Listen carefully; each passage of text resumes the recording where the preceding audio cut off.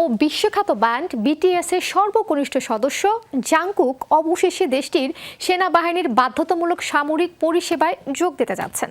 BTS এর 7 সদস্যের মধ্যে RM, জিমিন, ভি এবং জাংকুক সামরিক বাহিনীর এই প্রশিক্ষণ শুরু করবেন।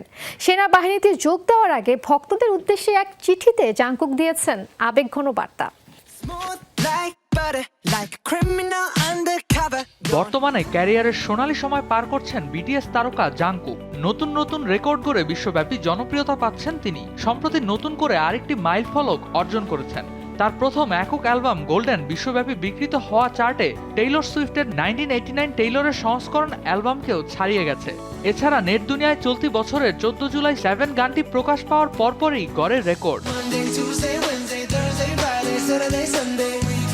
গত বছর থেকে সামরিক প্রশিক্ষণে যেতে এবং নিজেদের ক্যারিয়ার শক্ত করতে বিরতিতে আছেন জনপ্রিয় কে-পপ ব্যান্ড বিটিএস এর সদস্যরা। সেই ধারাবাহিকতায় সামরিক প্রশিক্ষণে যাওয়ার প্রক্রিয়া শুরু করেছেন ব্যান্ডের আরও 4 সদস্য।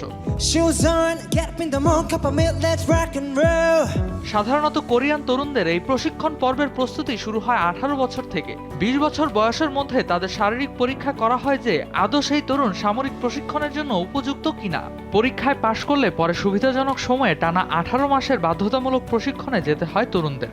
তবে 2022 সালে আইন সংশোধন করে বিশেষ ক্ষেত্রে বয়সসীমা শিথিল করে 30 বছর করা হয়। এই বিশেষ ক্ষেত্রের মধ্যেই পড়েছে বিটিএস সদস্যরা। এবার সে আওতায় বাধ্যতামূলক সামরিক সেবায় যোগ দেওয়ার জন্য প্রস্তুত হচ্ছেন কে-পপ ব্যান্ড বিটিএস তারকা জাংকুক। বিষয়টি নিশ্চিত করেছে ওয়েব প্ল্যাটফর্ম ওয়েভার্স। সম্প্রতি ওয়েভার্সে জাংকুক ঘোষণা করেন যে তিনি ডিসেম্বরে তার বাধ্যতামূলক সামরিক পরিষেবায় চলে যাবেন। ভক্তদের উদ্দেশ্যে দেয়া এক চিঠিতে জাংকুক জানান, আপনাদের সাথে এখন পর্যন্ত যে সময় কাটিয়েছি তা ছিল আমার জীবনের সবচেয়ে উজ্জ্বল মুহূর্ত। আর্মির হাসি, সমর্থন, ভালোবাসা আমাকে এখানে নিয়ে এসেছে। আমার স্বপ্ন পূরণে সমর্থন ও নীরবে আমার সাথে পথ চলার জন্য আপনাদের অনেক ধন্যবাদ। সামরিক পরিষেবায় যাবার আগে আপনাদের বলতে চাই, অপেক্ষাটা দীর্ঘ হবে, 1 বছর 6 মাস। প্রতিশ্রুতি দিচ্ছি, আমি যেমন ছিলাম সামনে নিজের আরও উন্নত রূপ নিয়ে মঞ্চে ফিরে আসব। গত বছর সামরিক প্রশিক্ষণ শুরু করেছে ব্যান্ডের জ্যেষ্ঠ সদস্য জিনের, আর এপ্রিল মাসে যোগ দিয়েছেন আরেক সদস্য জেহোপ। এছাড়া সুগা একজন সোশ্যাল সার্ভিস এজেন্ট হিসেবে প্রশিক্ষণ নিচ্ছেন, কেননা তিনি নিয়মিত প্রশিক্ষণের জন্য যে শারীরিক যোগ্যতা সেটি পূরণ করতে পারেননি। আর এবার জানা গেল বাকি 4 জনের সামরিক প্রশিক্ষণে যাওয়ার বিষয়টি।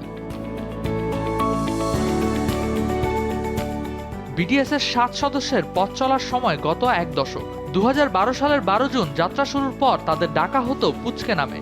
সে সময় বিটিএস এর বেশিরভাগ গান হতো কোরিয়ান ভাষায়। পরে ইংরেজিতে গান শুরু করে তারা এবং জনপ্রিয়তায় দক্ষিণ কোরিয়ার সীমানা ছাড়িয়ে ছড়িয়ে পড়ে